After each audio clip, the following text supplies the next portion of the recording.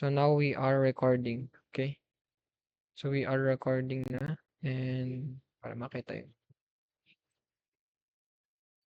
Okay. So ang gagawin natin class is where's the nasaan na yung ano? Sa kabila. Yeah. So ang gagawin natin, back to basics muna para ma-refresh yung knowledge ninyo of web systems, no? So saan tayo magre-refresh ng knowledge? Gagamit tayo ng W3 Schools, no? Yung documentations, a resource, or pwede din gumamit tayo ng AI. Yeah, and gagamit tayo ng AI later on sa development. For now, let's recap from the crucial topics, no? Concepts na kailangan natin para magawa yung pinakatask sa session na to, which is to connect PHP with MySQL. Ito po yung material natin na gagamitin later on, but before we go through this, we're going to learn the fundamentals muna or recap. So punta lang tayo sa W3 Schools kasi very structured yung information dito, and choose PHP of course. Kasi sa PHP tayo. Yan. So, sa PHP class, nabanggit na natin hanggang sa associative array. If I'm not mistaken, sa associative array tayo nag-last. And yun yung last ng midterms ninyo. Right? Pero daanan pa din natin. Okay? So, sa pinaka-fundamental ng programming, we need to understand how variables, syntax, and arrays work. So, let's start with the syntax. Every time we write every time we write PHP code, we use the PHP tags, okay? PHP tags are like so. Eto, PHP yung opening and yung closing tags. And yung file natin is nag-end ng index ng .php, yung file extension. Okay? So pag gagawa tayo ng PHP files, pwedeng index.php, pwedeng about.php, and etc. That's how we make PHP files. We use that PHP extension and we code with the opening and closing tag of PHP. So that's it, the syntax. Sa comments, magagamit natin to siya later on pag nagde-describe tayo ng line of code or block of code. Okay? So pag single line, ganito, double slash. Pag single line din to. Pag multi-line naman, ganyan yan siya. Okay? Yung opening tag or opening characters at saka closing characters ng comment for multi-line. Okay. Sa variables naman, class. Yung variables, again, are lalagyan. Variables are lalagyan ng value. Okay? So, yung pag may value kayo, pwede nyong ilagay sa isang variable and tatawagin nyo na lang yung name ng variable na yun. Okay? So, dito, may dalawang variables dyan. Ang pangalan is X and Y. Yung laman ng Y is string. Yung laman ng X, 5. Integer. Okay? So, lalagyan lang ang variables. Parang cabinet. Parang basket. That's how variables are. Ang next naman is output. No? Outputting variables. How do we output variables? We use echo. No? Dito sa text, variable name yan. Ang value niya, eto, string. Tapos, pag rinan natin to, in-echo natin, nilagay natin yung variable sa loob ng string, na-concatenate yan. Or interpolate. I don't know the right time. Pero pag concatenate class, yung may dot yun siya. Here, I believe this is interpolation. Pag niran mo yan, yan yung magiging output. Okay? Yan. Now, what if palitan ko yung laman? Of course, mapapalitan din yung laman yan. Like so. No? Kasi yun yung ginagamit na variable. Yung text na yan is eto. Yung laman yan is eto. Okay? That's how variables are. Lalagyan. Again, lalagyan. And we can perform operations sa may variables. If they are integers, we can perform arithmetics. No? Diyan. 5 plus 4, ibig sabihin, x plus y Ang magiging sagot niyan is 9, of course, no? I-echo yung number na 9 kasi nag-perform tayo ng operation diyan. Okay, next is yeah, that's it. Ito yung mga data types sa PHP. We have string, int, bool, float, array, object, null, resource, and mix. Ang pinaka-importante dito or pinaka-gagamitin natin for now, string, int, bool, array, and yeah, object. Yan yung pinaka-gagamitin nating data types. Next naman is, yeah, printing. We've done that. Echo, and yeah, echo din yan. Nagkapag-print tayo ng tags. Nagawa na natin yan. And print function. So, print function can be used with or without parentheses. Okay, I don't know the difference. Tignan natin. So, wala. Hindi in-introduce yung difference. Data types. We're done with the data types. And strings, numbers, casting, math. Tignan lang natin. Sa if-else. Ito. Gamit na gamit to. No? Later on, sa final project ninyo, magagamit nyo to ng husto. Yung if statements. So, dito pwedeng if else, if else, and switch. So, madami tayong conditionals. Yung condition na if lang, yung condition na if else, and yun, yung mga nasa taas. So, this is the structure of if else, no? Yung if keyword, yung condition, and yung code block if true, yung andito sa condition. Okay? That's it. That's for the if. We also have the shorthand for if else. Ito siya, no? If A is less than 10, B will be equal to hello. Instead of enclosing it to a bracket, to curly brackets, hindi na natin siya kailangan i-enclose kapag ka one line lang siya, I believe. Yan. Ito rin siya, ternary. No? A less than 10, ang magiging value ng B is hello. Otherwise, ang magiging value niya is goodbye. So yan, gagamitin natin yan later on. And we can have nested if. Alam nyo na yan. So may programming yan. Programming 1 and 2. Next is a switch loops. Dito sa loops. Etong loops, saan natin siya ginagamit? Anyone? Sa may anyone on the class? Kung saan natin siya ginagamit? Okay. Tingnan natin yung mga participants 24. Okay, we have how about we save muna attendance. We love names tayo para magising kayo. Okay, and just 2E. And wait lang.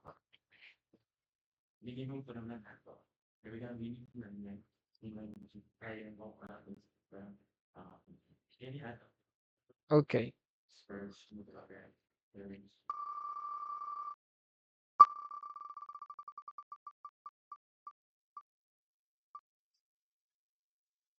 Lazo. Present ba si Lazo? Present ang Lazo? Jeneline? Lazo? Sino yun na Jeneline ba? Jinlin. Jinlin Lazo. Jinlin. Wala siya. No. So, wala. Wala si Jinlin Lazo. I believe meron yun. Kaka-add lang eh.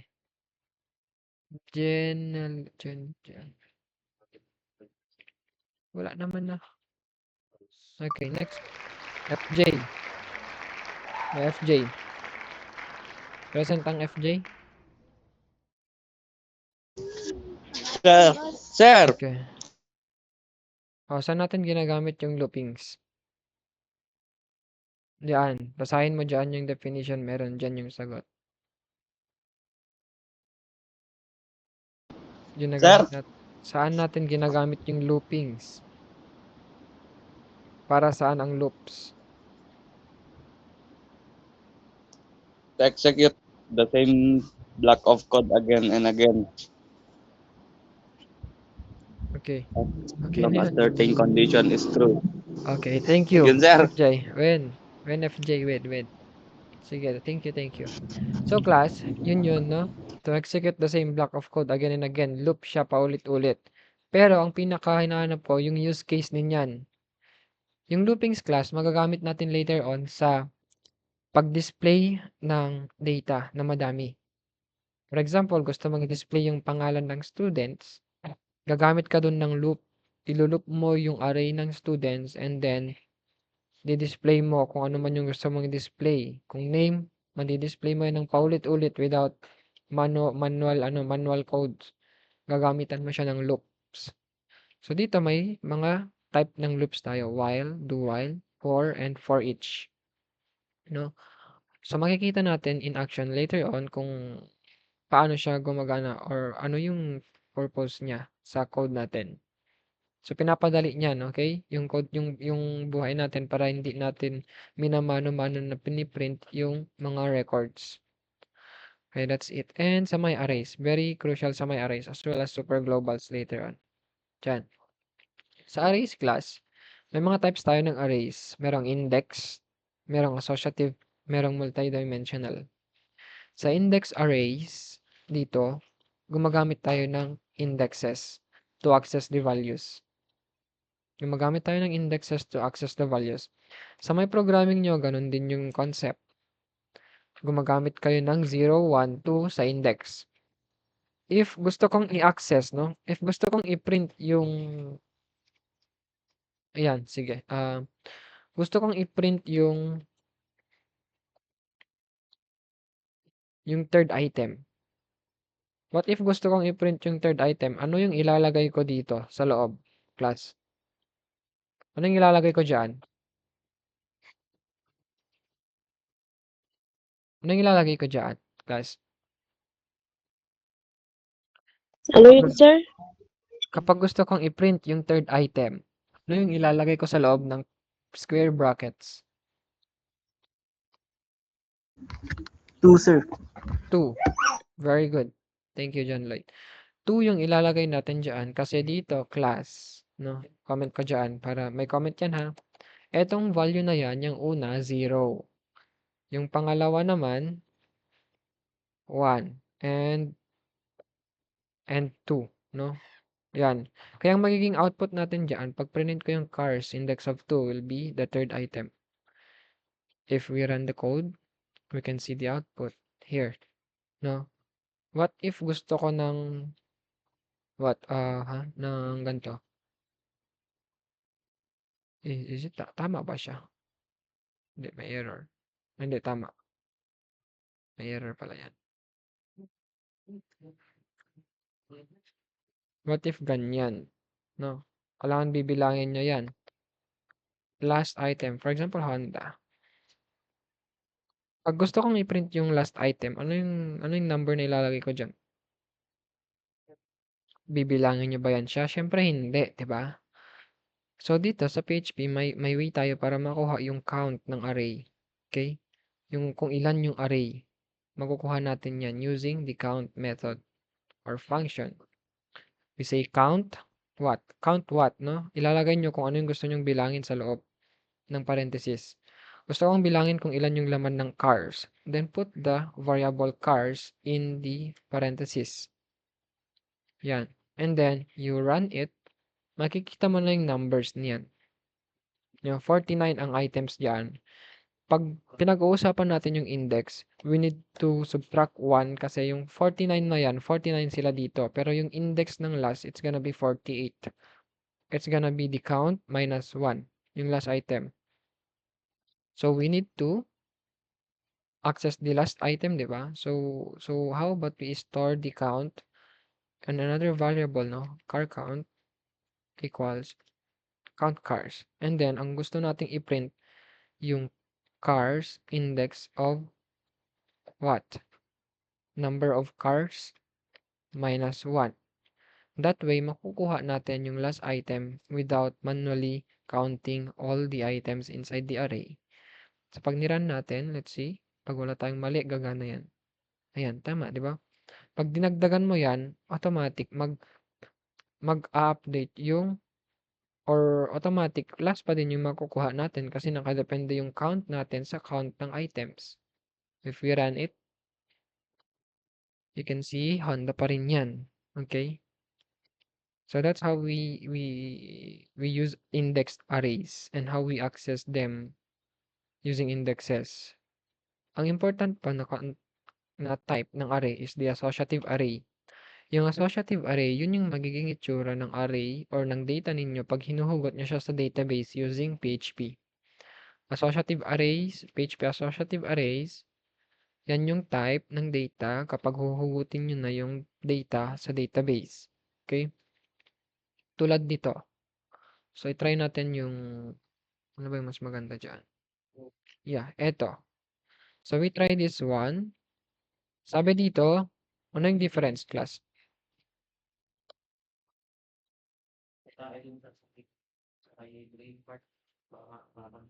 Tayo ng?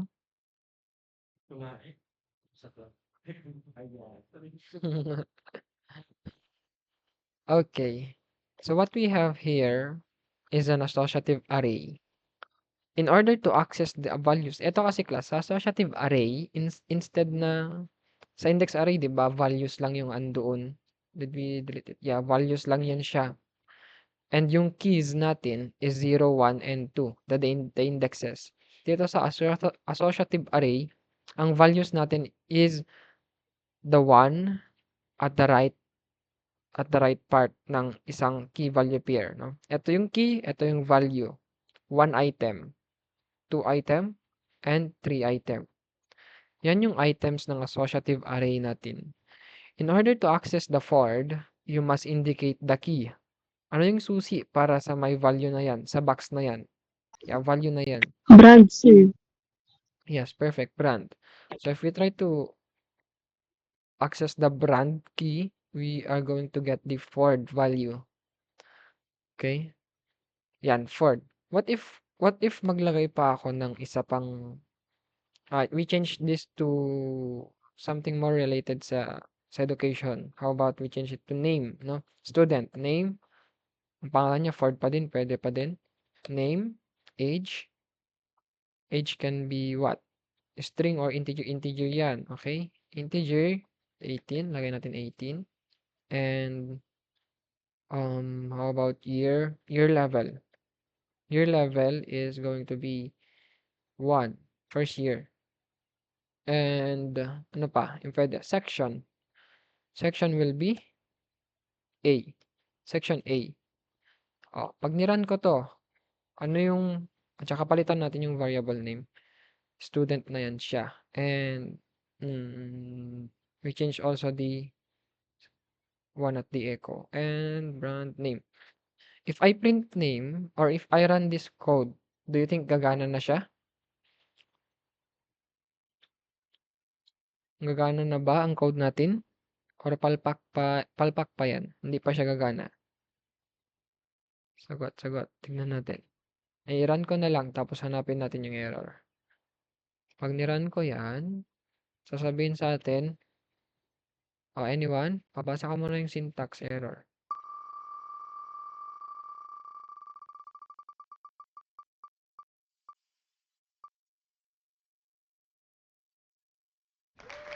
Kevin Amaranto. Present. Kevin Amaranto. So, hindi na siya present dyan, no? Okay, fine. Next. Remove.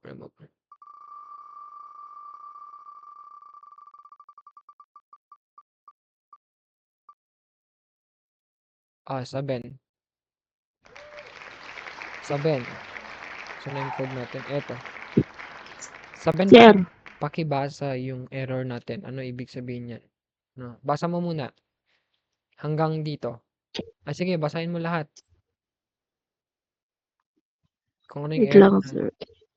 Kung ano yung error. Kita ba? Page, papers, error, syntax, error, Mhm. unexpected double-quoted string, section expecting in home, Mhm.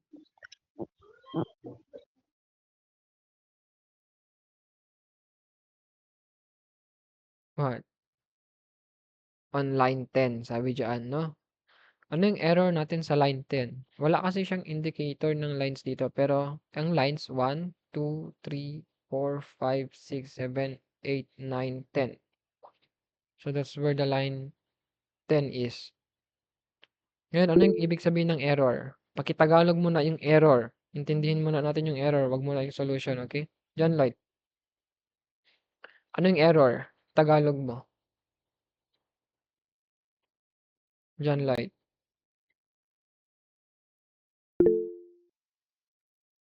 Mag-mic ka, John Lloyd.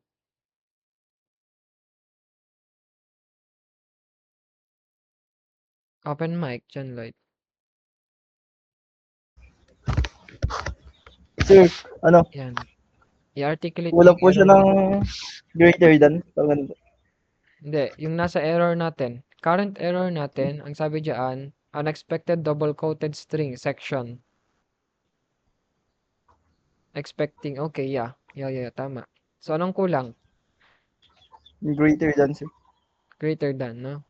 Ang greater than, dapat, ay ang key value pair, dapat, sineseparate yan using equal sign and greater than, no? Ang tawag namin diyan, arrow. Arrows. Ay, araw. Mm. Sorry, sir. Ganyan ang arrow. Incomplete yung arrow kapag ganyan lang siya. Equal lang yan eh. Pag ganyan, arrow siya. Pero yeah, greater than yung sign dyan. Pero if dalawa, arrows. Arrow yan. No? Section, arrow, and then yung value. Year level, section A. So, sa tingin nyo, gagana na yan? John Lloyd, gagana na ba yan? Samantha? Everyone? Yes, sir. Okay. Pag tumali, minusan kita.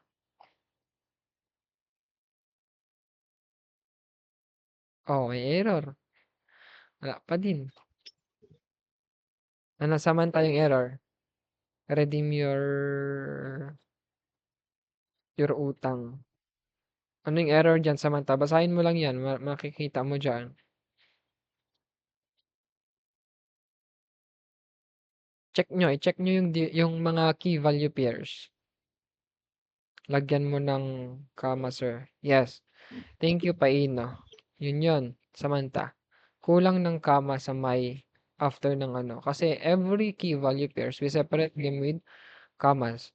Ito na-separate. Ito, isa, dalawa, tatlo, na-separate ng comma.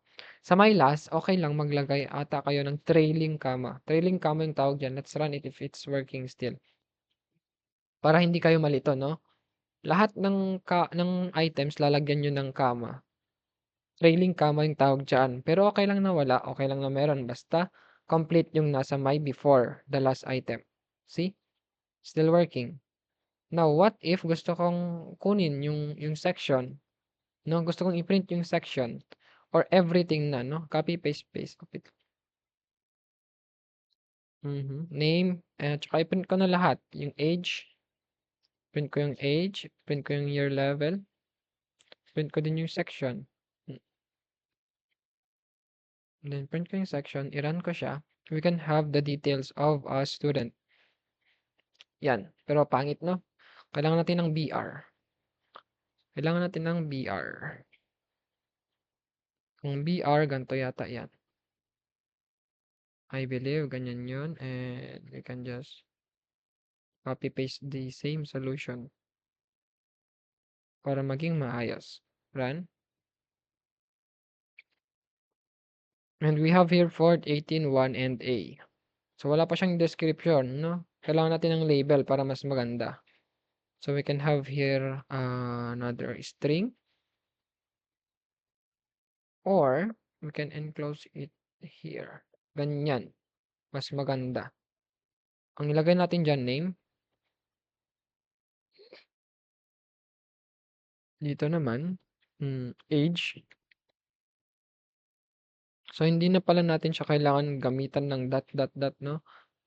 Okay lang ilagay natin yung variable sa loob ng string. Sa loob ng string, meron siyang kasamang variable dyan and we can print it like so. Yep. Section. Section. Okay. Run. Error. Ang sabi dyan, asan ba yan part? Line 12, Sa year level, sir. year level, why? Ito. Yung Hindi. dalawang dots, sir. Dalawang what you mean? Yeah, kulang lang yan siya dyan. Pero hindi yan yung ano, yung nagkaka-error. Nagkaka-error tayo dyan, class, kasi double quotes yung nasa loob ng ng brackets, tapos double quotes din yung string natin. So, ang good practice, kapag ka ina-access na natin yung keys natin, yung keys dito, student, and then brackets, we use single quotes. We use single quotes here. So, yan. Para para walang error. Yan. And, so, kasi parang close natin yung string natin kapag ka double quotes. Ito, ang partner nun is dito kapag ka double quotes. Pero pagka single quotes, eto magka-partner yan. And then, yung strings natin dyan, magka-partner din yan. So, pag nirun natin, okay na yan, I believe. Okay na? Hindi pa din. Saan yung part?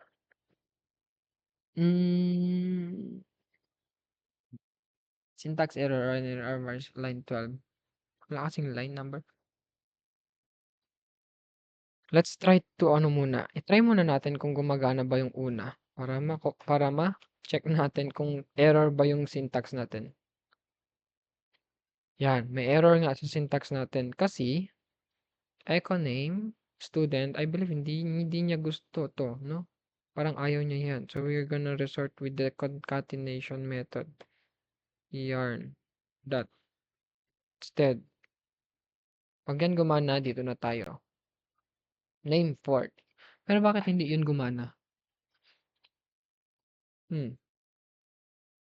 Bakit di yun gumana? So, it's fine. Ganyan na lang yung gamitin natin, no? Pero ba't hindi siya gumana? Pero okay lang yan. And, gamitan na lang natin ng dots. Pag sa variable, okay lang yun. Pero I think kapag ka-associative array and you were using square brackets, hindi siya gagana. Yan. And we need to add dot here too para ma-separate yung dot and there you go. And tama lang yun. Dot and tapos ito. Yan. I believe gagana na yan. Okay, so working na siya. May labels na yung ating information or data. Ngayon naman, what if gusto ka pa magdagdag kung lalaki siya or babae? No? Pag lalaki or babaeng student natin, we can have another key value pair here. Kapag keys, always enclose with the double quotes. Diyan, sa may array. So, ilagay natin dyan is male. Is male, arrow, and yung value. Ano yung magiging value natin dyan? Data type ng value natin sa is male. Integer ba siya? 0, 1, what? Yes, no, yes? Ganyan ba siya? Or is there any much appropriate, no? Yung mas appropriate na data type? Anyone?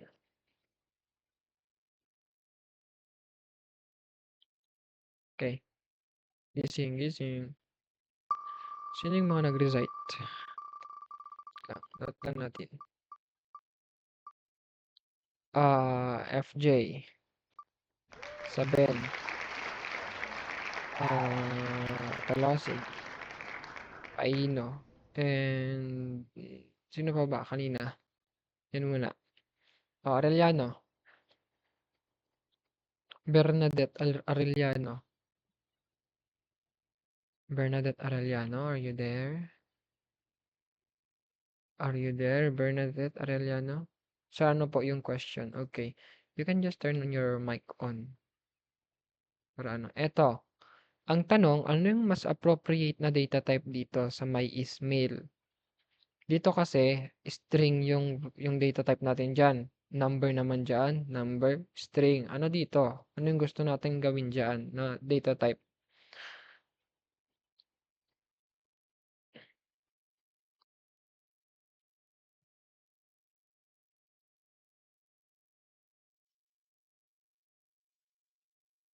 Hmm?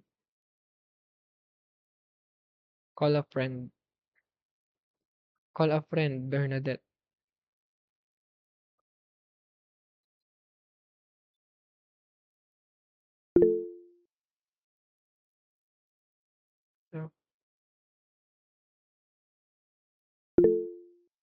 Ano yun? May nagme-message ba? Oh, John Lloyd pala. Nag-raise ng hand. John Lloyd. Boolean, sir. Yeah, tama. Boolean. Bool, no? Boolean yung data type natin. And yung value will be either true or false. True or false, no? Either of that. Pero isa lang ha. Either. Okay, run natin. Si Ford ay lalaki kasi dapat true yan, no? Si Ford ay lalaki. Working yung code natin, walang nasira, pero wala ding bago sa my output ng UI. Kasi ang nilagyan lang natin is yung data. Yung lalagyan, meron na siyang bagong key value pair na is male true. Ngayon, paano natin yan magagamit, no? Pwede nating i-print na kapag lalaki siya, i-print natin Ford is a boy. Otherwise, Ford is a girl. So, paano natin yun gagawin? Gagamit tayo ng conditions, if else, or if else. If male, if is male, ang gagamitin natin is, or ang piprint natin, copy lang natin to, and name, and paste. Echo, student, is male. Yan. Is a boy. Is a boy. Otherwise, else, no, copy, paste, and is a girl. There you go, no? Pag niran ko to, ang magiging output niyan is Ford is a girl, is male. Where is male came from? Where did this male came from? May male ba tayo? Anong mali dyan, class? May mali tayo dyan. Pero somehow, yung code natin nagwo-work. Dapat error yan. Ko alam, no? Pero may mali dyan.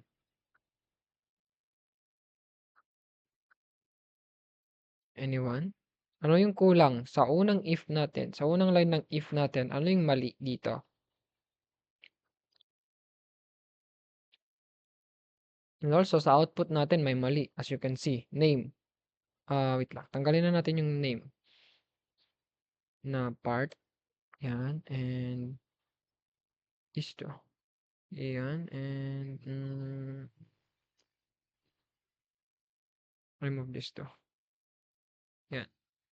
Pag niran ko yan, kasi class, nakikita nyo, Ford is a girl. Bakit? How come not si Ford is a girl?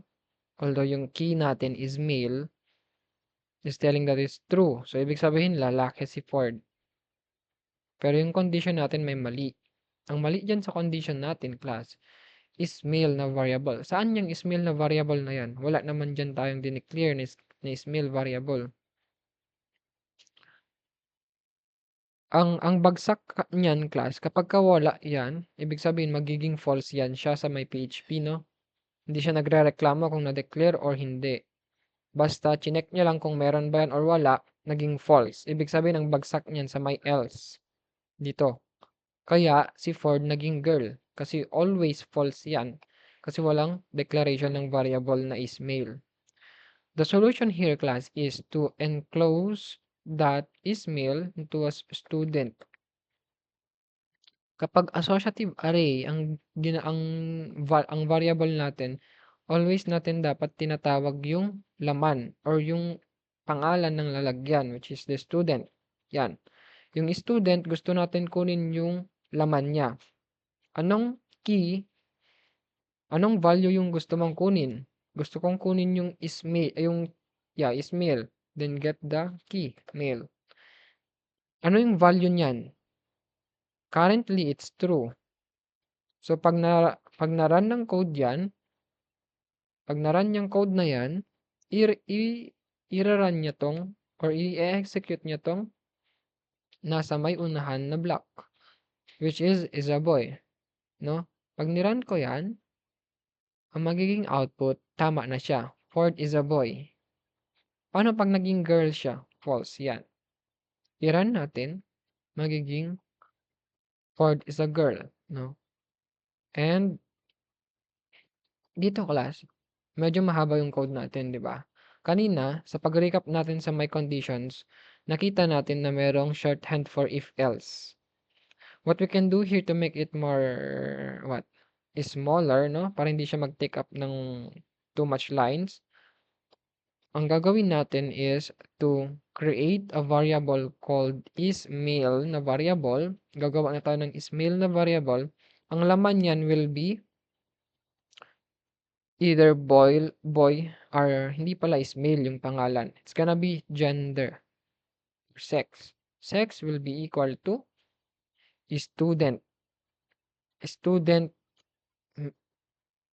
is male. Yan, no? Student is male. Tama or true or false? Tatanungin mo yan, true or false. Pag totoo yan, ang ilalagay mo na value sa my sex na variable will be boy. Otherwise, it will be girl. And then you end. As you can see here sa my ternary operator, no? The first part is the condition. If this condition is true, ang kukunin na value of that variable will be, or ang ilalagay natin na value for that variable will be boy. Kapag false naman to, ang gagamitin niya is the girl. That's how the ternary works, no? Tapos, pag mag-e-echo na tayo, dyan, i-echo natin yung student name and its sex, no? Echo sex. Ayan, name is a, what? Is a, yung sex niya, ilagay niyo dyan. And you can see here na, we can delete this one. Mas konti na yung code natin. And we can run it check if it's working. Ford is a girl, which is correct. Kasi false yung is male. So we need to use true din para matama yung kanyang para mas appropriate. Ford, age, name, age, year level, section, and yung gender, okay naman siya lahat, no? So, yan yung pinaka magagamit natin na data type, yung arrays. Kasi ganyan yung parang itsura ng nasa tables ninyo sa may database, may tables kayo ng students. Each student has a name, age, year level, section, and gender. So yun siya. Yan na yun. Ngayon naman, I think we're done with the associative array, no? Okay na tayo dyan. Nagamit natin yung if-else, variables, data types. Next naman is yung yung super globals. Yung super globals class are spatial variables. Yeah, built-in variables that are always accessible in all scopes. Ang pinaka-important pa muna na itakal natin is the get and post variables.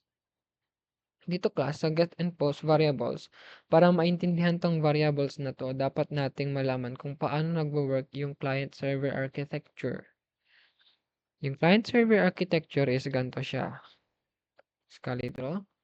Let's draw, no? Ayan, meron na palang ano dito. Pero let's create another one. Yung client-server architecture, yung client natin will be the browser. Yun yung browser. Yung browser natin mismo, yung Chrome, Brave, Edge. Yun siya. So, ang browser or client natin is the browser. Browser. Yan. Okay. Yung client natin si browser. So, siyempre maglagay tayo ng tao-tao dito para para kunyari totoo. Ito yung tao. You. Person. Person, no? Yan. Person. Yung person dyan, or wag na lang. Masyadong detail. Basta yung browser. Okay? Yung browser or yung client, yan yung first component. Pangalawa, meron pa tayong server. PHP server. PHP server or web server. Web server. Yung PHP natin. PHP. Pwede nga Apache yan, pero PHP muna para mas simple. Ang next naman na component dyan is yung database server. Database server, which is yung MySQL. Okay, so we have three components here. Client, web server, and database server. O masyadong DB server. Yan, para magkakasize. Yung client natin, yung browser, kapag nag-request sa web server, meron niyang HTTP verb na ginagamit. Yung put, patch, update, delete, at saka get. tsaka post. 5 yun, no? Get, put, post, patch, delete. Kapag nag-request tayo ng something, for example, facebook.com, ibig sabihin, ang ginagawa nun, browser, mag-request ako ng facebook.com sa web server nila diyan. So, ibibigay sa'yo yung web page, yung welcome page ng Facebook diyan. Yun yung tinatawag na get request. Pag nag-search kayo ng tao sa may Facebook server, gusto kong hanapin si John. Gusto kong hanapin si John. Ibabalik niya sa inyo yan. Pero in the first place, paano niya nalaman na yung John yung hinahanap nyo? Doon pumapasok si PHP Global or Super Globals. Every send ninyo, every request, meron niyang laman na variable. Meron yan laman na variable, which is the get and post. So, sa get muna tayo. Get. Sa get na variable, pag nag-request kayo dyan, meron niyang kasama dyan dito. Get, and then pupuntahin dyan. Ngayon, si web server, makikita niya kung ano yung laman ng get request. Makikita niya yung pangalan na dyan. Okay. Si client, gusto niya ng pangalan na, or yung resource na may pangalan na si John. Ngayon, i-compute niya yan, ipaprocess niya. Okay, nahanap niya. Ibabalik niya sa'yo yan dito. Okay? Or hindi na yan, mag-i-stay na yan dyan. Pero yung resource, andito na siya. Nakuha mo na yung get, nakuha mo na yung pangalan, ipupunta mo na siya dyan sa pabalik kay client. Kasi nakuha mo na. Yung get class, typically, nasa may URL siya. Okay? Nasa may URL siya. Ano ba yung example niyan? Search. So, mag-search tayo dito, no? Ay, eto pala. Hindi, search na lang. Test. Tignan natin. Hindi. Yan. C#. Ayan. Ang get request natin dyan, class, is eto. Eto, yung key at saka value. Yung key at saka value. Yan yung mga laman ng get natin dyan, banda. Pero hindi siya masyadong maayos. Ang itsura ng simpleng, asan na yun? Ang itsura ng simpleng, asan na yun? Dito pala. Ang itsura ng simple na get variable or get na value is nasa may URL after yun ng question mark. So, dito, class, or lagyan natin ng text. Dito, for example, facebook.com. Tapos, pag gusto mo ng search, magsa-search ka dyan, search, may question mark dyan, yung name equals John. Parang ganyan. Ngayon, si web server, makikita niya yung value na to. Etong name is John. Makikita niya yan dito. Yun yung gagamitin niya sa pag-query. Sa database nyo, nag-query kayo. Ang example niyan, yung pinakasimple, si web server ang sasabihin, select all where name, select all from ano ba yan, students or from users, where name equals John, no? Yan. Nakuha niya yan. Name equals John. Isasend niya yan sa my database. Titignan niya kung meron, ibabalik ni database yan, ibabalik niya din yung request dito kay client. That's it. No? Yun yung paggamit ng get. Yung get almost all the time nasa my URL. Okay? Yung pinaka-important na values nasa my URL. Yung post naman works the same. Pero yung form ay yung post works very well, no? Kasi naka-hide siya, hindi siya nakikita sa my name. Nandun siya sa my form, sa body ng form, naka-hide. Okay, so hindi mo siya ma-modify. Same lang sila, same lang.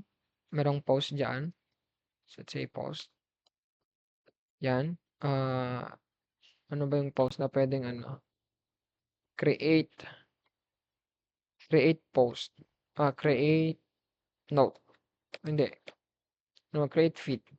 Sa feed ninyo, pwede kayong mag-create, 'di ba, ng post. So doon, hindi niya nilalagay yung values na yon sa may URL. Basta sinasend niya lang sa may body niya, request body. Tapos binabato sa web server.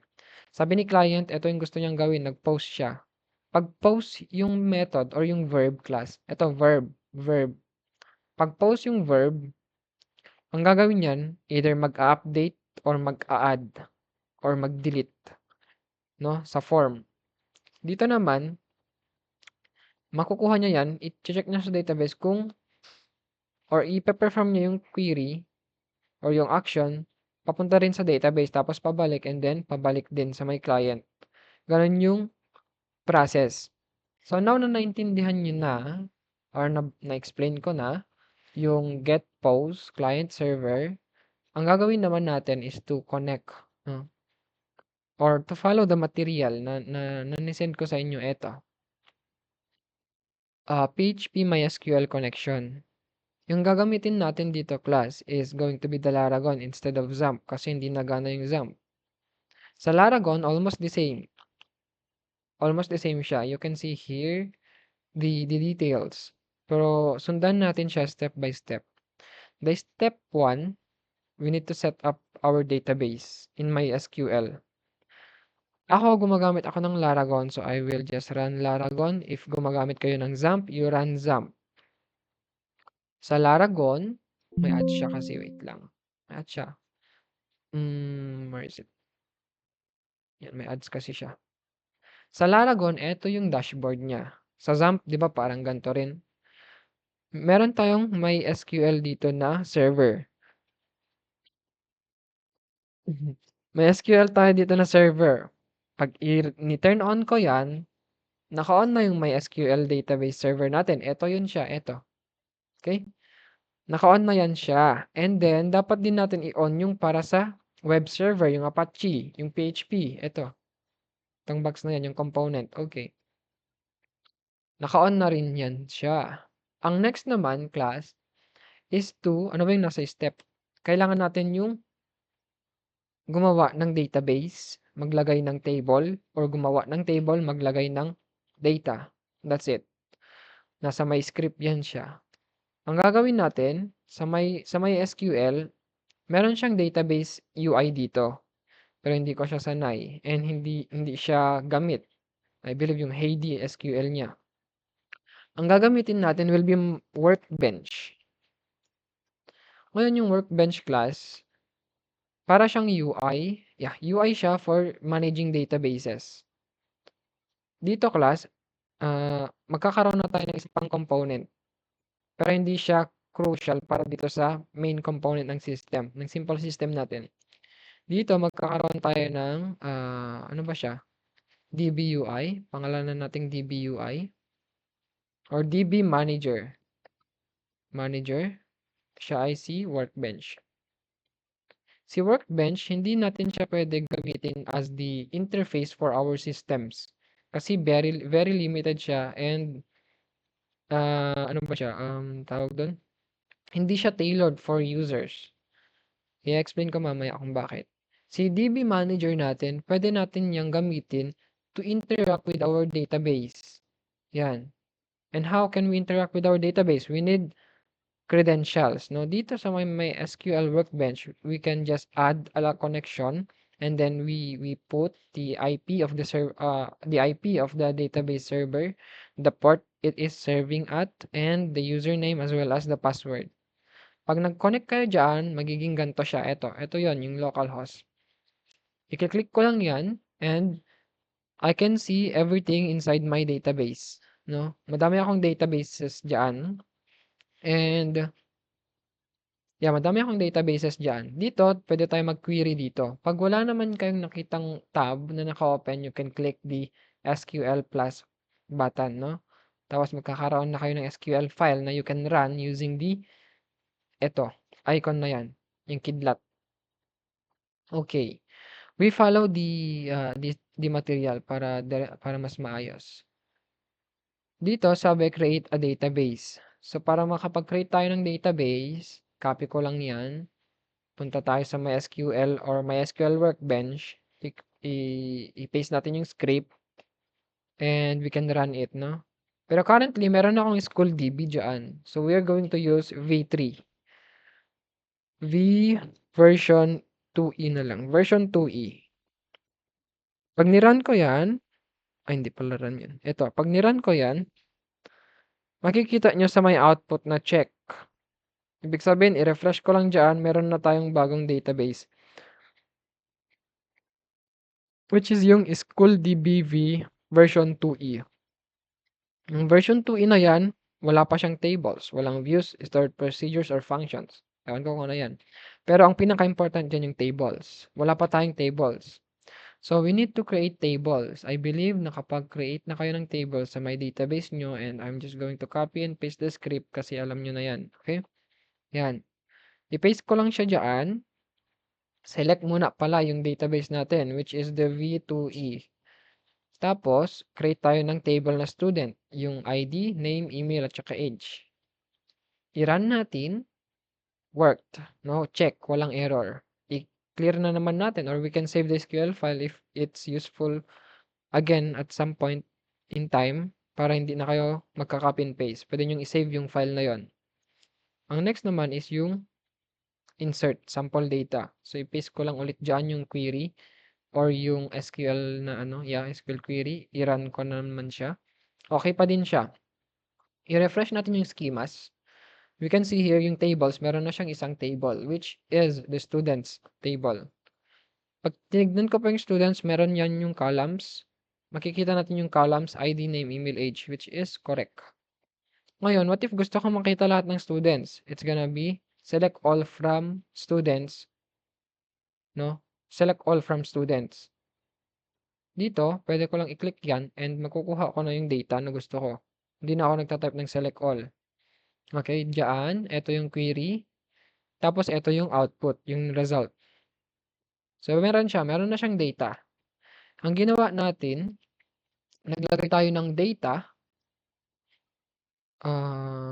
Naglagay tayo ng data using the database manager, the workbench, papunta dito. For our setup, ganun muna, no? Naglagay muna tayo ng ganun. Ang ginamitan natin siya ng database manager kasi wala pa tayong interface from our web server. Wherein our web server, dapat tayo gumagawa ng actions papunta sa DB server, no? Pag nag-search tayo ng, halimbawa sa Facebook, di ba? Yun yung interface nila. Nakakapag-search tayo, maayos tignan, and we can perform actions papunta sa database server. Sa DB Manager, simple lang siya. Interface lang talaga para pag-set up, pag-manage, or mag-monitor ng something. Pero ang pinakagagawin ninyo later on is yung web server to DB server. That's it. Next naman na gawin natin yung step 2. Set up your project in Laragon. Sa PHP or sa XAMPP, ginagamitan nyo or gumagamit kayo ng folder na htdocs. Sa may Laragon, you use the www or www. Ito. Saan kayo makikita, sir? Pag pumunta kayo sa may dashboard ng Laragon, you can see buttons at the bottom. Merong web, merong root, merong database, terminal.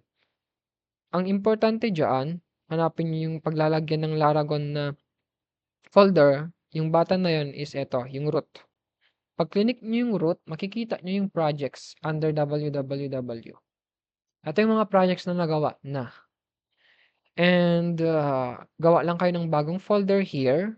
And gagamitin nyo yung pangalan ng folder later on kapag i-access nyo yung project.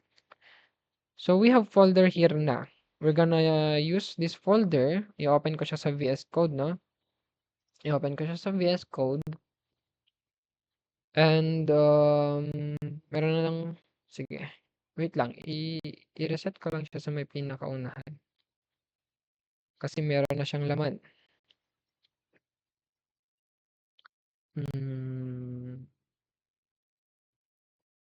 Lang, okay. And punta muna tayo sa may pinaka-basic.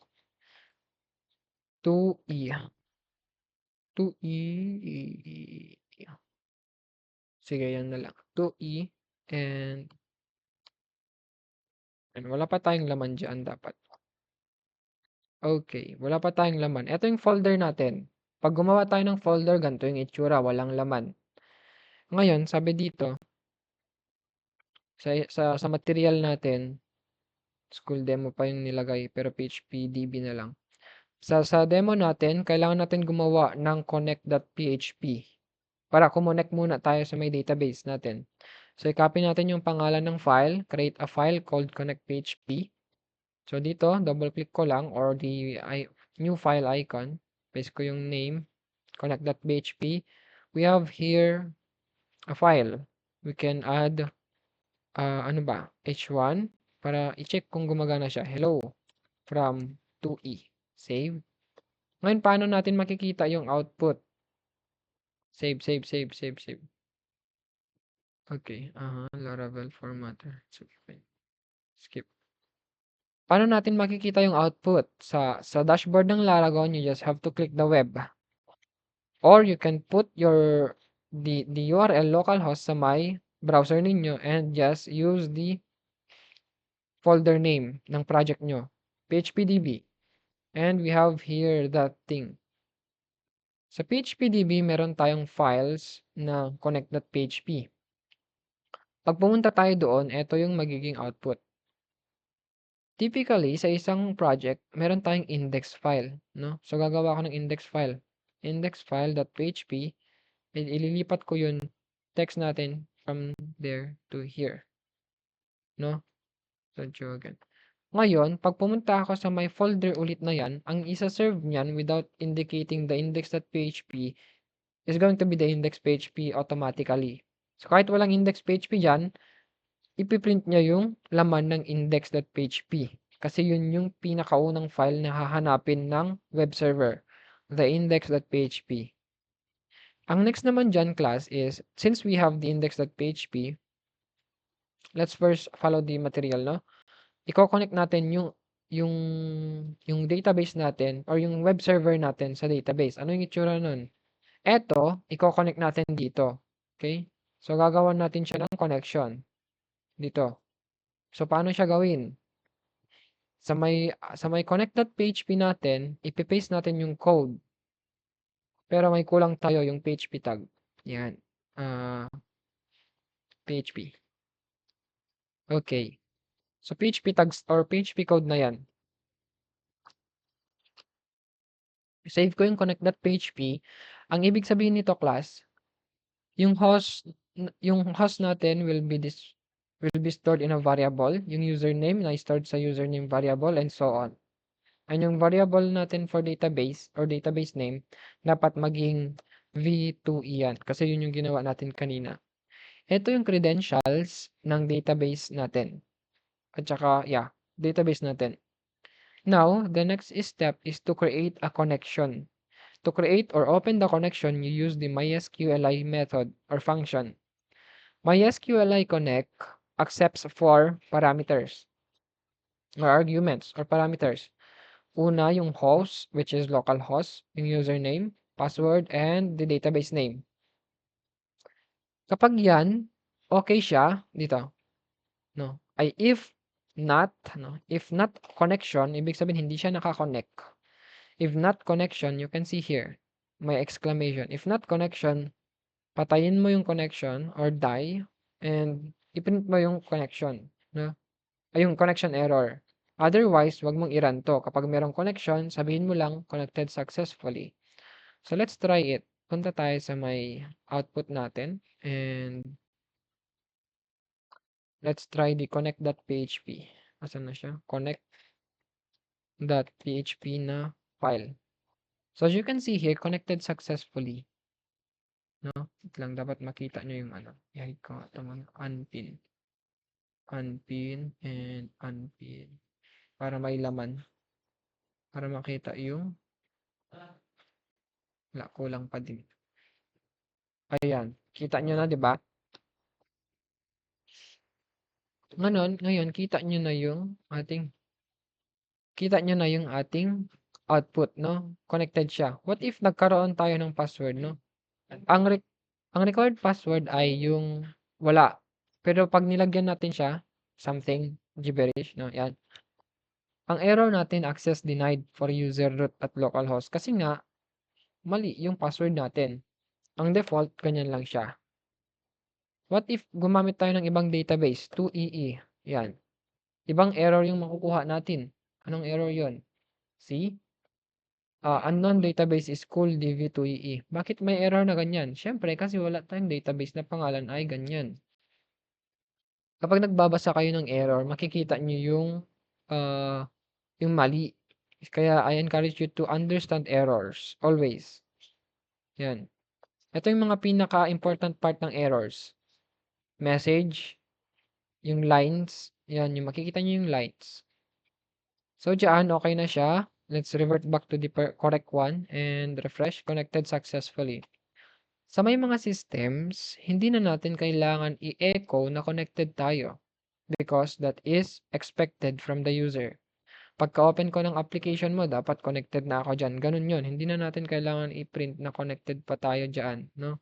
So, we can delete that and just refresh. Connected tayo. Now, sa index, let's go back sa ano para hindi tayo malito. Okay. Sa step 4, we want to fetch the data using our web server. So, how can we do that? We copy this and let's explain it dito. Sa index.php or sa exercise, index.php, paste lang natin yung code and let's see if we can actually we can retrieve na yung data from the database. So yung browser natin, nag-request tayo ng phpdb index. Binigay sa atin yung file na yon. No, pre-process niya, kinuha niya yung data. So ano yung ginawa dito, class, no?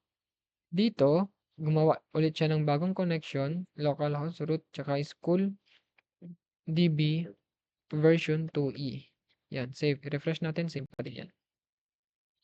Yan yung data natin from the database. Okay? Ang ginawa natin dyan, i-explain ko pa din dito, no? Ito, delete muna natin. Delete. Okay. Para makuha nyo. What we did was, nakakonect na tayo sa DB. Nakakonect na din tayo sa may. Kinonect din natin yon, yung database manager natin. Okay. Ang ginawa natin dito, yung browser natin, nag-request ng file, yung index.php. Dito.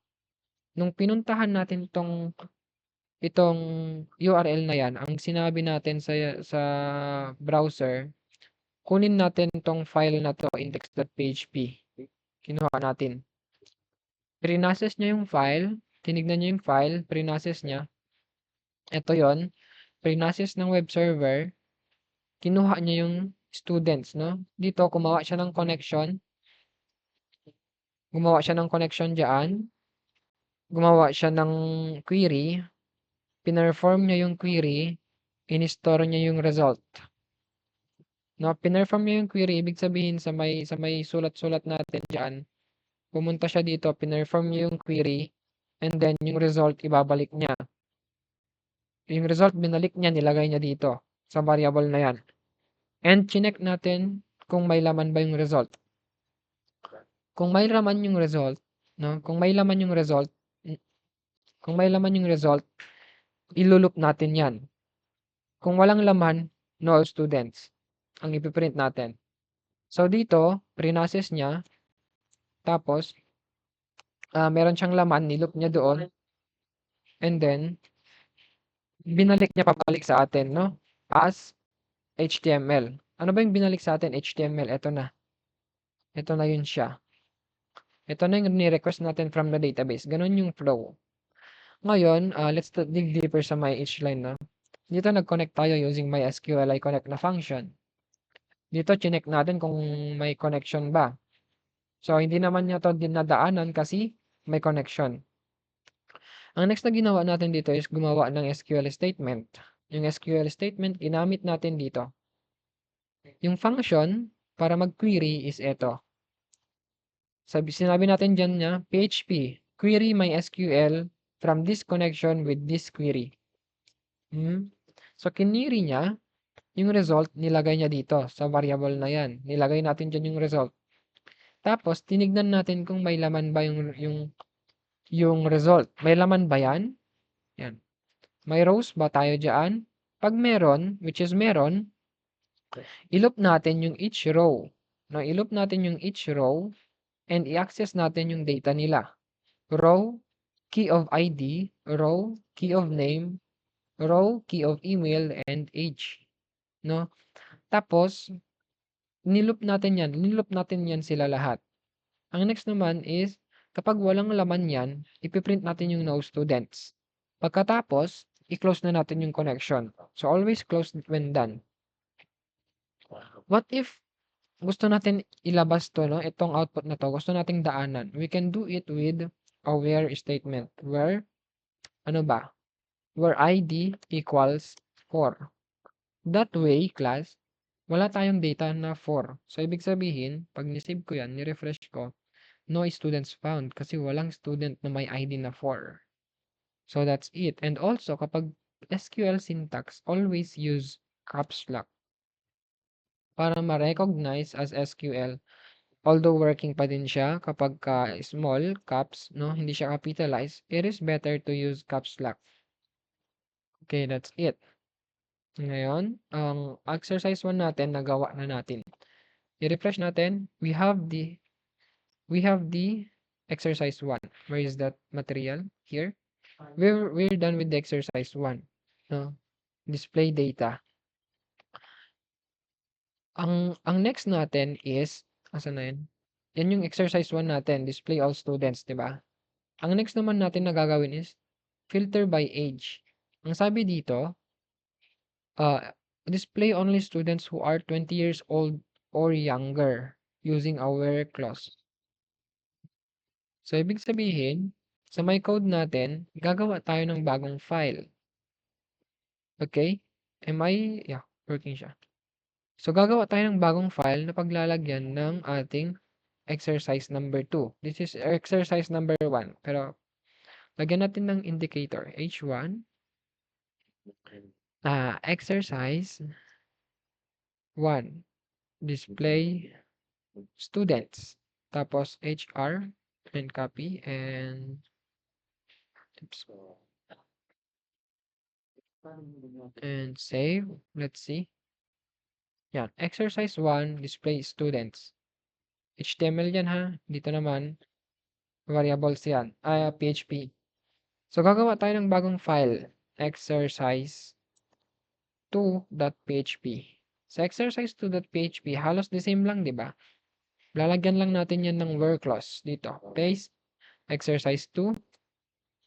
Display students below 20 age of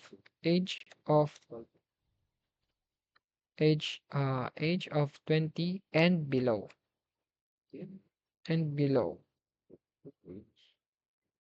Save natin, i-refresh natin. Bakit hindi siya nagbago, class? Hindi siya nagbago kasi nasa index.php tayo. Kailangan yung exercise 1. Exercise 2.php, yan. Yung exercise 2.php, eto yan siya. Okay, yung exercise 1, eto. Pero yung ginawa natin is very inefficient. Pumupunta tayo sa URL para ma-access yung different pages. What we can use is to have the anchor tags. Yung anchor tags sa may exercise number 2, pwede natin ilagay sa baba ng HR. Yeah, another HR here. Tapos dito, class, maglagay tayo ng Maglagay tayo ng UL, LI, A. Yung A na yan, that slash, ilagay natin sa index.php. Tapos, sabihin natin exercise 1. Save. Exercise 1, i-refresh natin, meron na tayong link. Pag pumunta tayo sa exercise 1, makikita na natin yung exercise 1. Ngayon, gusto rin natin yun pabalik, okay? So, i-copy lang natin yung output, yung solution natin, ilagay natin dito.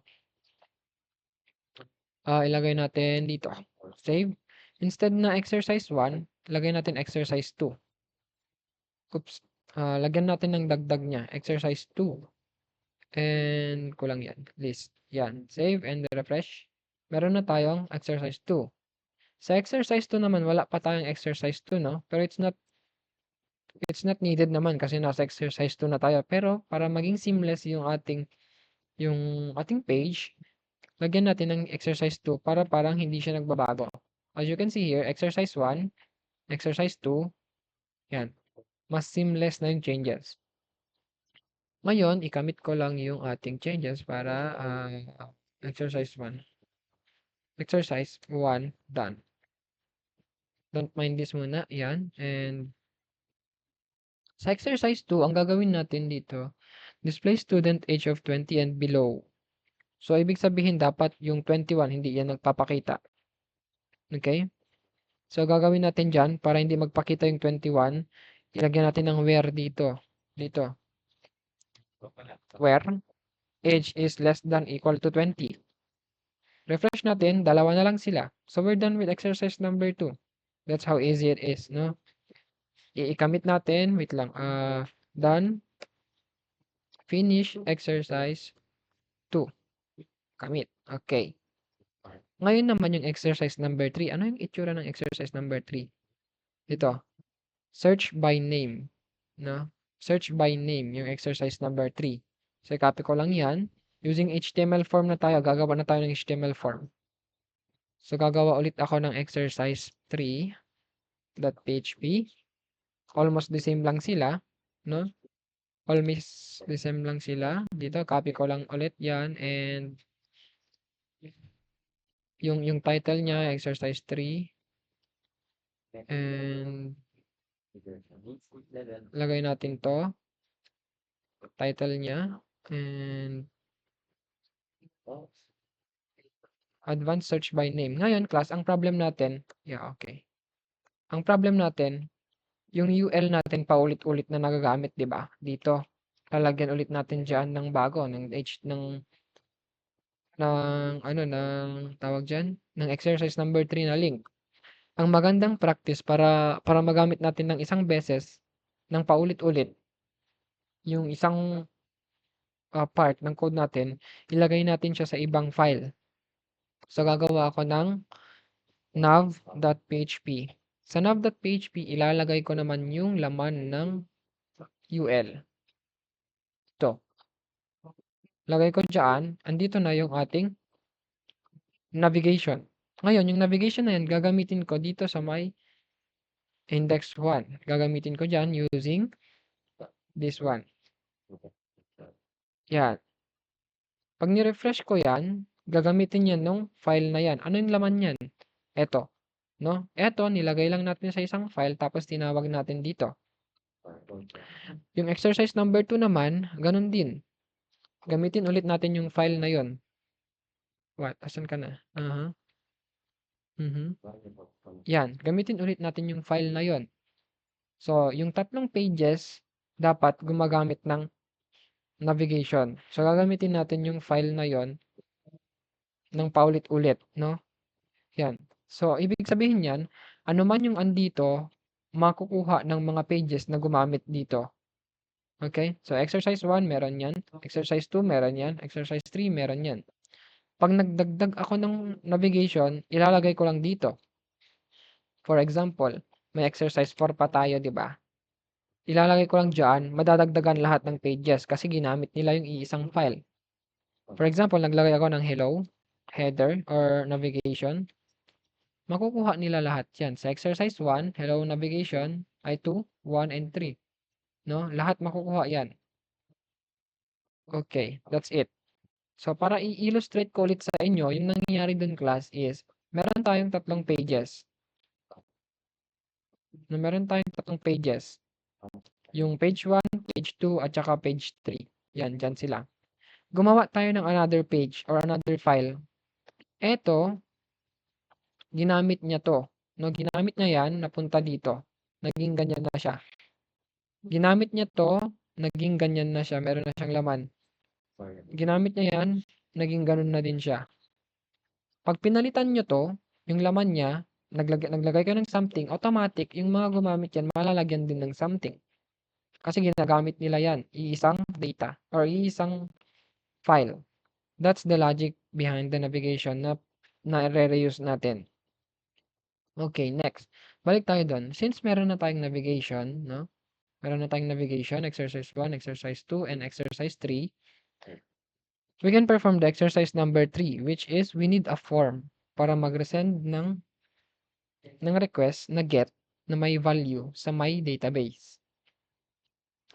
Dito sa exercise 3 tayo mag-focus. Okay? So dito, kinukuha pa din natin yung where age is 20, di ba?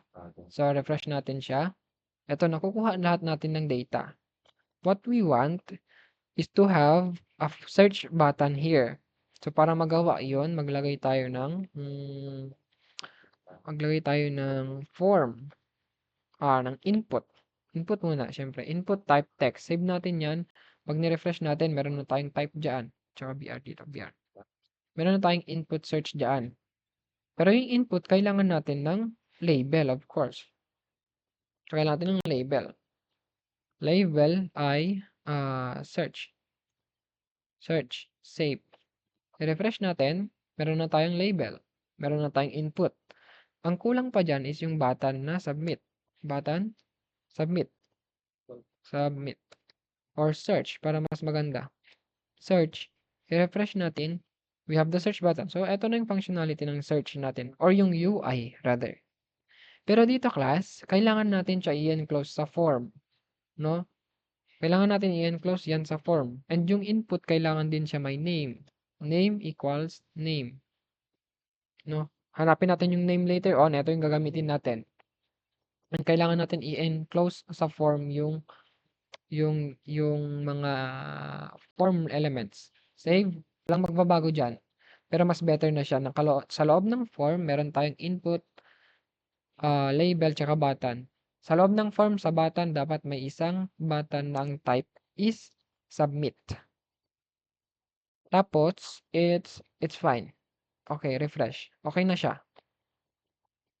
Ngayon, class, ang gagawin, may action dito, di ba? Pag sinubmit ko tong button, no, pag sinearch ko yan, dapat may gagawin siya. Yung gagawin yan is pupunta ulit dito sa may file na yan. Pupunta ulit sa may file na yan, which is eto. Ulit. Pupunta niya ulit yung file niya. Ipaprocess niya yung file niya ulit.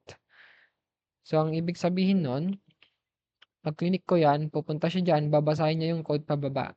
Ngayon, since pupunta siya sa sarili niyang file, we are going to have to move this one. Ayan, move this connection. Move natin itong connection sa taas. We're going to move the connection sa pinakaunahan para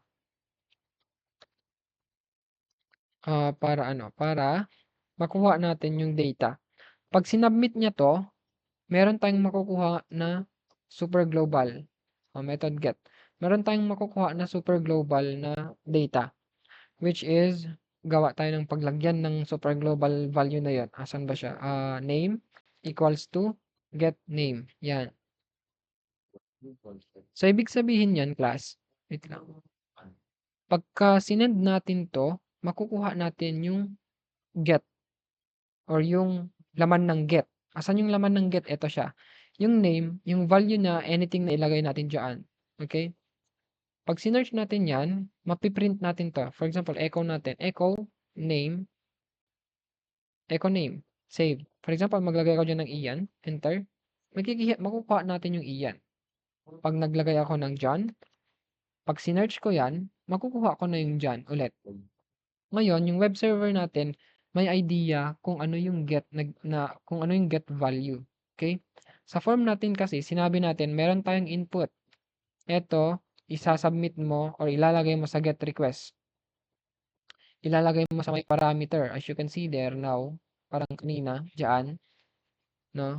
You can see there, name equals dyan. So, mayroon na siyang idea kung ano yung name. Pag sinubmit natin dito, test, ang magiging laman, test. And makikita natin yon using the get super global, i-access natin yung key ng value na yon. Ano yung key? Yung name. Yung nilagay natin dito. Ito. Name is name. No? Name pa din yan, no? Pero pag age yung sinesearch natin, pwede ding age. Magiging age to. Okay? Pero name lang dapat. Ngayon, nakukuha na natin yung data. Now, we can make use of the query na where name like name. Ito yung query natin. Kita naman. Okay, yan. Ngayon, pag nag-search ako ng data, pag walang laman, ang kukunin niya Pag walang laman, ang like natin, ang like na ano natin, save ko yan. Pag walang laman, ang makukuha niya lahat, all. Pero pag may basis siya, name, i-refresh natin, tapos i-search natin yung 1, search, makukuha natin yung 1. What if si Santos? Search natin si Santos. Makukuha natin si Santos. Ganun yung sa Facebook class. Actually, we can remove the echo na there and refresh. What if hanapin ko si S, yung user o yung student na may pangalan na S or may S sa pangalan. Yan, si Maria Santos may pangalan na may S sa pangalan. Si Pedro Reyes meron S sa pangalan. What if hanapin ko yung maria@mail.com? Wala. Kasi yung sinesearch natin is name, hindi siya email, no? So pwede din natin dagdagan yung query natin para i-search din yung email. Diyan. Paano ba yun siya? Or where paano ba 'to? Or email like name, parang ganyan. So search natin ngayon makikita na natin yung may email na gano'n, okay? Yung email, search natin yung email. Makikita natin lahat ng may email, okay? So pero hindi naman good practice yung search name, ilagay mo yung email, 'di ba? Yan. Okay na siya. Tapos na natin yung ating search by name. Ngayon naman class, almost done na tayo. Ano ko lang, i-commit ko lang. And yeah. Dito class, meron tayong connect.php. Remember? Meron tayong connect.php. Sinabi na natin dito na kumonek siya dito. Parang sa nav lang din, sa may index.php, we don't have to connect here na. Kasi, meron na tayong connection doon, we can have that connection be required in here. PHP and require connect.php. Yan. Ibig sabihin yan, pag binasa ni MySQL or ni PHP server to, i-connect niya muna, no? I-connect niya muna bago siya gagawa ng something. Okay? So, same goes with the other ones. Para hindi pa ulit-ulit yung connect natin dyan, i-connect muna natin siya. And we have an error. I-connect muna natin siya. And exercise 2, same goes with the exercise 2. Ilagay natin dyan, i-connect muna natin siya and we can get rid of this. Napaulit-ulit, di ba? Yan. So, it's gonna work. Exercise 1, exercise 2, and exercise 3. 1. Oops, 1. Bakit walang 1? Ayan, meron. So, 1, okay pa din. Ngayon naman class, wait lang, ang gagawin natin is to use AI to improve the UI.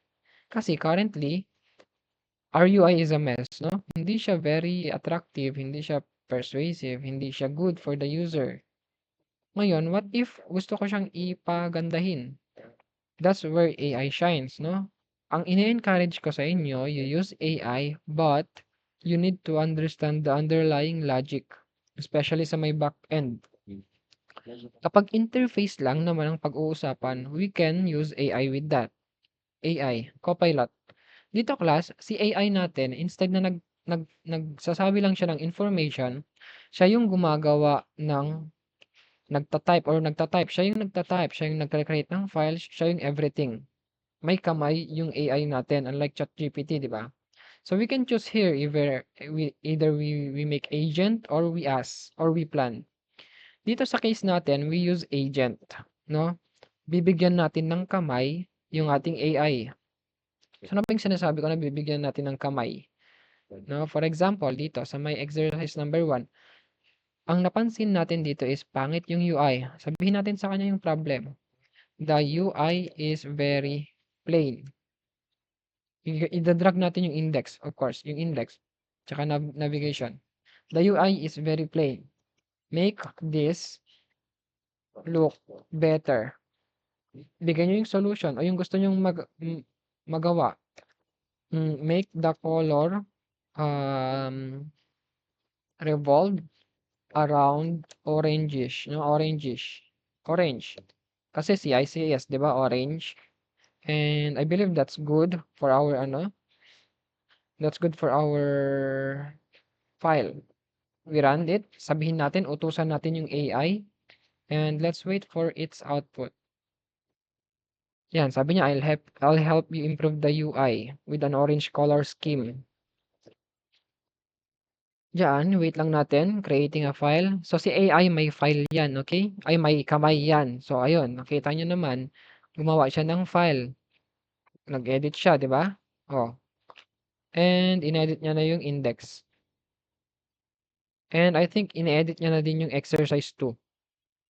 Yeah, I believe in-edit niya na din yung exercise 3. Everything, edited.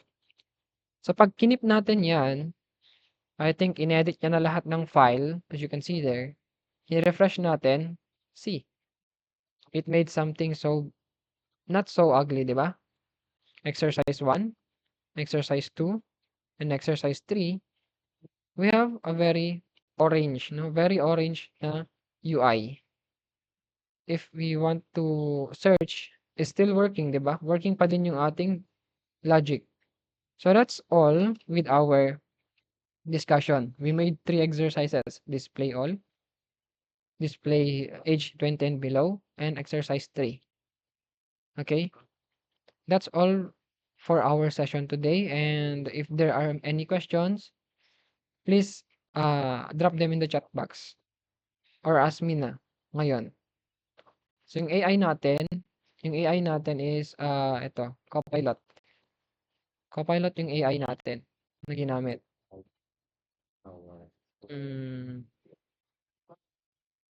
Yan, wait lang, i-pause ko na yung